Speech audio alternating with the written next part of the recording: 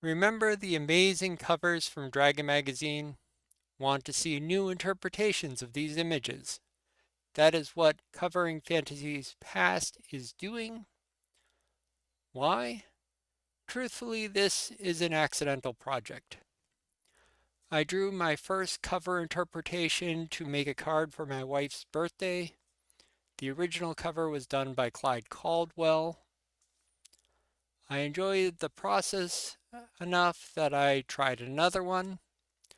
This original cover was done by Dennis Beauvais. Hopefully I'm pronouncing his name correctly.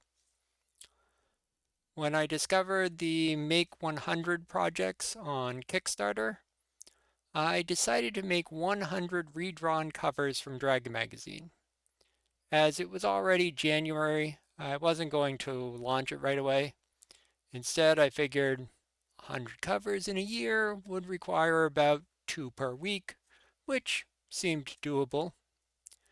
As I record this, it is the beginning of June, and I already have 60 covers done. Not all of them are shown here. Some of the images are relatively faithful to the original. Others have my own twists to things. Here I modified Phil Foglio's design to have Masters of the Universe-like toys instead of toy soldiers. Sure, a box of toy soldiers makes more sense, but I like He-Man.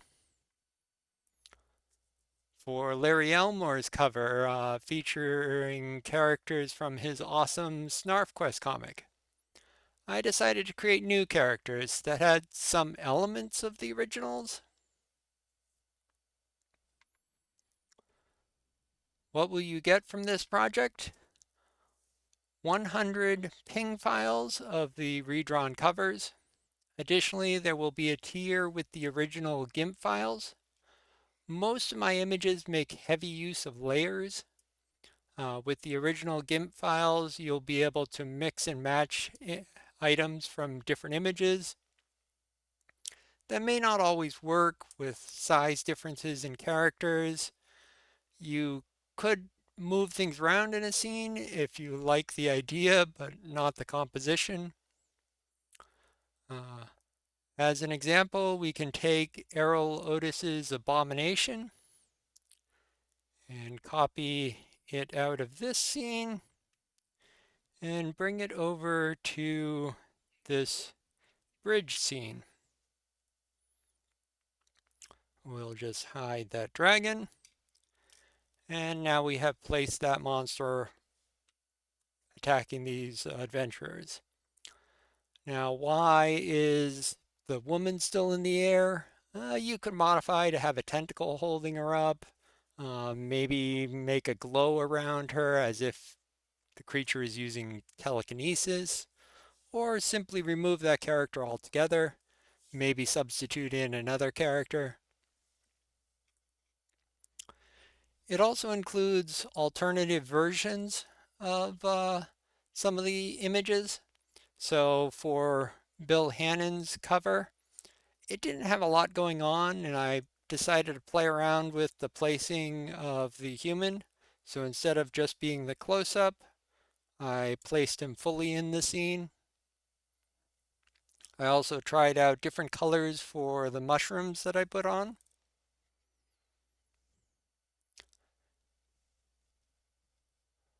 For this cover by Donald Clavet, I wasn't sure if I wanted to go with a typical fairy or sprite.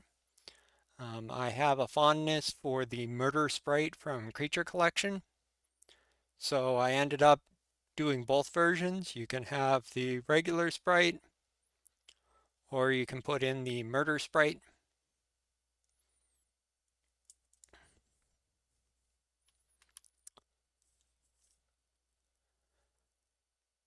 Am I just copying someone else's work? I believe my images have enough transformative value to not violate copyright of the original images. Even my faithful images are more like 80s cartoon versions. And I do have a fair number of changes that I put in. If you disagree with that, that's fine. Just don't back the project. Regardless of your opinion of this project, I encourage you to look up the original Dragon magazine covers. They had some amazing artwork. Perhaps track down if an original image is still available as a print. All the images I've done will include the original cover artist's name so that you can give credit to them. Thank you for your interest in covering fantasies past.